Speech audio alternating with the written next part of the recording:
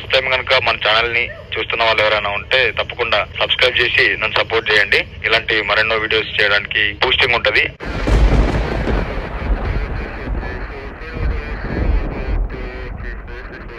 త్రేతాయుగం నాటి చరిత్ర. స్వయంగా శ్రీరామచంద్ర ప్రభు ప్రతిష్ఠించిన శివలింగం. రావణ సంహారం తర్వాత శ్రీరాముడు గడిపిన ప్రదేశం. ఆంజనేయుడు విసిరేసిన 101 శివలింగాలు.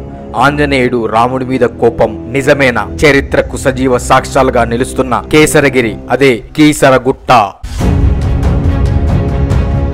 పూర్వం కేసరగిరిగా పిలువబడిన కేసరగిరి ప్రస్తుతం కీసరగుట్ట. ఇది తెలంగాణ రాష్ట్ర రాజధాని అయిన హైదరాబాద్ కి దాదాపుగా 30 కిలోమీటర్ల దూరంలో, ఈసేల్ నుంచి 12 కిలోమీటర్ల దూరంలో ఉంటది. చుట్టూ పచ్చని ప్రకృతి నడుమ కొండల మధ్యలో ఈ క్షేత్రం విరాజిల్లుతుంది. చూడ్డానికి కూడా మనం రోడ్ చూస్తున్నప్పుడు ఎంత అద్భుతంగా ఉన్నాయో ఇక్కడ.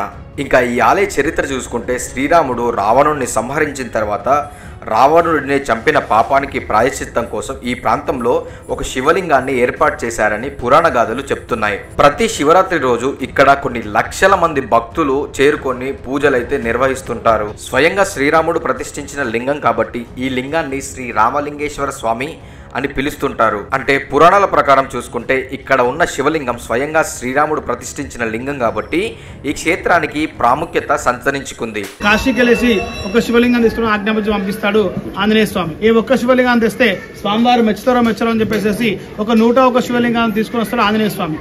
అంతలోపు రాముల వారి పూజా సమయం దాటిపోయేసి ఈశ్వరుని ప్రార్థన చేస్తే ఈశ్వరుడే స్వయం వ్యక్తంగా వెలిచాడు. అయితే అప్పుడు ఆంజనేయ స్వామి కాస్త ఆలస్యంగా వచ్చేసరికి రామువారు పూజ అయిపోయేసరికి బాధపడతాడు. స్వామి, మీ పూజ అయిపోయింది, కానీ నేను తెచ్చిన ఈ ఒక్క శివలింగం కూడా మీ పూజకు ఉపయోగపడిన బాధతోటి అవన్నీ తోకతో చుట్టూ విసిరేస్తాడు ఆంజనేయ స్వామి. విసిరేస్తప్పుడు రాములవారు అంటారు, హనుమా, ఇంత చిన్న విషయాన్ని విచారిస్తావా? ఈ యొక్క క్షేత్రం నీ పేరు మీద విరాజిల్లుతుందని చెప్పేసి ఈ యొక్క క్షేత్రానికి స్వయంగా రాముల వారే కేసరగిరి నామకరణం చేయడం జరిగింది. ఈ కేసరగిరి క్షేత్రాన్ని మనం కీసరగుట్టగా పిలుచుకుంటాం. రామూర్తి ప్రతిష్ఠింపబడిన కనుక రామలింగేశ్వర స్వామి స్వయంభూ స్వామి. ఆంజనేయ స్వామి వచ్చే శివలింగం నుంచి కూడా ఒక శివలింగం ప్రతిష్టాపన చేశాడు ఆ రాముల వారు. ఆంజనేయ స్వామి యొక్క శాంతి కోసం ఆ స్వామి పేరు మారుతి కాశీ విశ్వేశ్వర స్వామి. ఈ విధంగా ఇక్కడ కేసరగిరి క్షేత్రం కీసరగుట్టగా కాలక్రమంలో పిలువబడుతుంది. ఇక్కడ శివలింగాన్ని ప్రతిష్ఠించాలి అనుకున్న రాముడు హనుమంతునికి వారణాసి వెళ్లి ఒక లింగాన్ని తీసుకురమ్మని చెప్తాడు. వారణాసి వెళ్ళిన హనుమంతుడు అక్కడి నుండి ఒక లింగం అయితే రాముడికి నచ్చుతుందో నచ్చదో అని చెప్పి 101 లింగాలను తీసుకొస్తాడు. అప్పటికే శుభగడియలు సమీపిస్తున్న సమయంలో హనుమంతుడు రావడం లేట్ అయిన సమయంలో శివుడు స్వయంగా ప్రత్యక్షమై ఒక లింగాన్ని రాముడికి ఇస్తాడు. అయితే రాముడు ఆ శివలింగాన్ని అక్కడ ప్రతిష్ఠిస్తాడు. అంతలోపే అక్కడికి చేరుకున్న హనుమంతుడు అది చూసి విచారిస్తూ ఉంటాడు. తను తీసుకువచ్చిన 101 శివలింగాలను తన తోకతో చుట్టి విసిరేస్తాడు. ఇప్పటికీ ఈ ప్రాంతంలో 101 శివలింగాలు మనకు దర్శనమిస్తాయి. కాకపోతే ఆ శివలింగాలన్నింటినీ దర్శనం చేసుకోవాలి అంటే దాదాపుగా 2 రోజుల సమయం పడుతుంది అని చెప్పారు. 2 కొండల చుట్టూ ఈ శివలింగాలు ఉన్నాయని మనకు తెలుస్తుంది. తాను తీసుకువచ్చిన శివలింగాలను ప్రతిష్ఠించలేదు అని విచారిస్తున్న హనుమంతుణ్ణి చూసి, ఎందుకు ఈ చిన్నదానికే విచారిస్తున్నావు హనుమంత అని హనుమంతుణ్ణి శాంతింపజేయడానికి ఇక్కడ హనుమంతుడు తీసుకువచ్చిన ఒక లింగాన్ని ప్రతిష్ఠించాడు రాముడు. అయితే ఆ లింగాన్ని శ్రీ మారుతి కాశీ విశ్వేశ్వర ఆలయంగా ఇక్కడ పూజలు అందుకుంటున్నాడు. ఈ ఆలయ పరిసరాల్లో పురావస్తు శాఖ తవ్వకాలు జరిపింది. ఆలయానికి ఉత్తరం వైపు ఉన్న కొండపై ఇటుకల నిర్మాణాలు, కొండ దిగువన ఇటుకలతో ఉన్న ఆరామాలు, అవశేషాలు కనుగొనబడ్డాయి. ఈ అవశేషాలు చాళుక్య సామ్రాజ్య పాలనకు చెందినవి. కోటగోడలు, యాగశాలలు, ప్రార్థనా మందిరాలు ఇక్కడ బయటపడ్డాయి. జైన మతం, బౌద్ధ మతం సమకాలీనంగా అభివృద్ధి చెందడానికి సూచనగా కొండపై కొన్ని అవశేషాలు, రాక్ కట్ స్టేషనర్లు లభించాయి.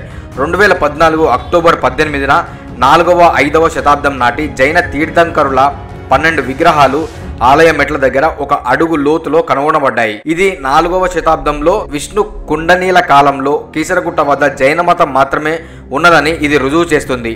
కాకతీయుల కాలంలో జైన మతాన్ని నాశనం చేసి శైవ మతం వ్యాపించినట్లుగా తెలుస్తుంది. దీనికి ప్రబల నిదర్శనంగా తొలి కాకతీయులు జైన మతాన్ని అవలంబించడం, మలి కాకతీయులు శైవ మతాన్ని అవలంబించారు అని చెప్పొచ్చు.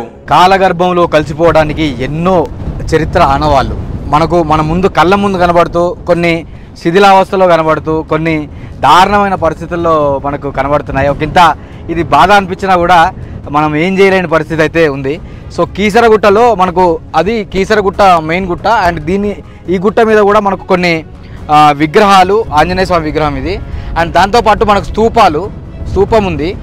ఈ స్తూపాలు మామూలుగా నంది స్తూపం పైన నంది ఉంది, కాకతీయుల శాసనాలు లాంటి శాసనాలు అయితే కనబడుతున్నాయి మనకు. దీని మీద శాసనాలు ఉంటాయి బేసిక్గా, కానీ దీని మీద శాసనాలు ఏం లేవు. కీసరగుట్ట కేవలం ఆధ్యాత్మిక ప్రదేశం మాత్రమే కాదు, చరిత్రలో ఎంతో ప్రత్యేకత సంతరించుకున్న చోటు. చాళుక్య పరిపాలనా గుర్తులు, బౌద్ధ మతం, జైన మతానికి సంబంధించిన కట్టడాలు, వాటితో పాటు శైవ మతానికి సంబంధించిన ఆనవాళ్లు, ఎక్కడ చూసినా శివలింగాలు, వాటితో పాటు త్రేతాయుగం నాటి చరిత్ర.